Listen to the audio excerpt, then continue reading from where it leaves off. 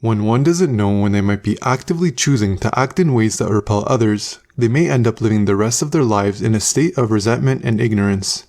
With false expectations comes resentment, and with resentment comes conflict. This has been a common trend throughout history, and you can still find many examples of this occurring in day-to-day life. Today we're going to be exploring the concept of false expectations and one of the common ways that these expectations can negatively affect you. We'll also be going through what this entails by exploring simple ideas and actionable steps that will help you notice this concept and prevent it from sabotaging your life. Now let's explore it. Number 1. Don't engage in covert contracts. A covert contract is a secret agreement that you believe exists despite not having communicated that agreement to another person. Therefore, you might expect them to treat you in a certain manner without having directly told them. Ultimately, this approach relies on the assumption that everyone thinks the same. However, this assumption sabotages you by leading to a sense of entitlement where you believe that others owe you in an exchange of value that they never agreed to. The concept of value was explored in a previous video, but to add to what was previously mentioned, sometimes people might not value what you're offering as much as you might think, especially if they know that there was a hidden expectation with that offering of value. If people begin to realize that everything you do has a hidden agenda or expectation, they won't want to associate with you or may hold resentment because they can't read you, and there's always a chance of some hidden internal resentment in your mind leading to conflict. Therefore, if you follow this approach, it's best to actively notice what you're doing and stop engaging in it when you do. Number 2. Voice your needs, but if someone doesn't reciprocate, it's best to move on.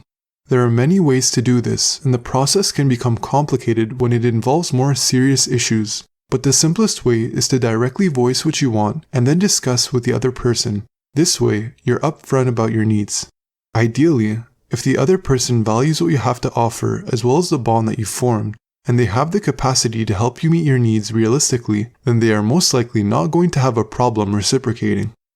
However, if they don't reciprocate even after you offer value to a certain point, and you voice your needs which they verbally were supportive of, then you can still have a limit. If someone just takes without ever actually reciprocating, then it's on you to decide if you want someone in your life who doesn't add any value, though I personally wouldn't recommend it. When it comes to these situations, it's also inefficient to mull over it since holding resentment for long is unhealthy and can also needlessly lead to wasted time. Number 3.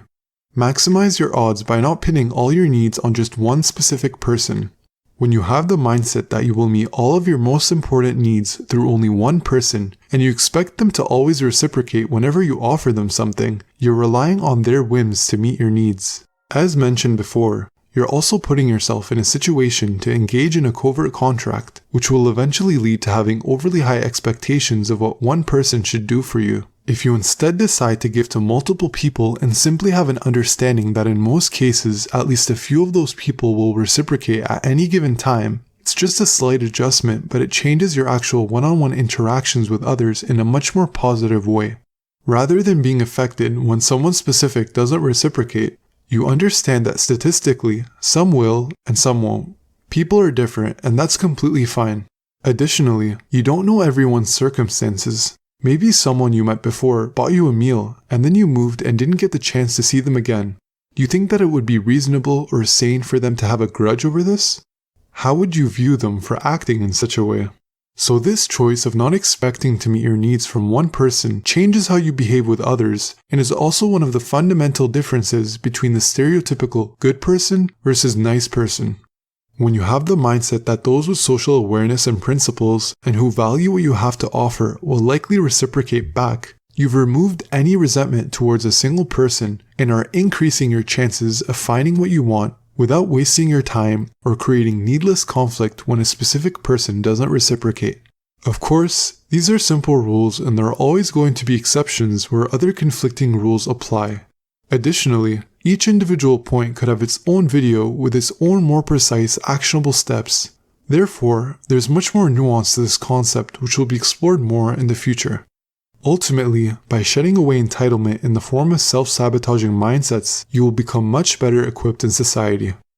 So here are the takeaways. Number 1. Don't engage in covert contracts. Number 2. Maximize your odds by giving to more than just one specific person. Number 3. Voice your needs, but if someone doesn't reciprocate, then it's best to move on. If you enjoyed the video, feel free to leave a like, because I do update the total like count of all the videos on the channel at the end. At some point, I'll be raising the stakes so reaching certain milestones will lead to different community events and competitions. Here's a quick message for subscribers.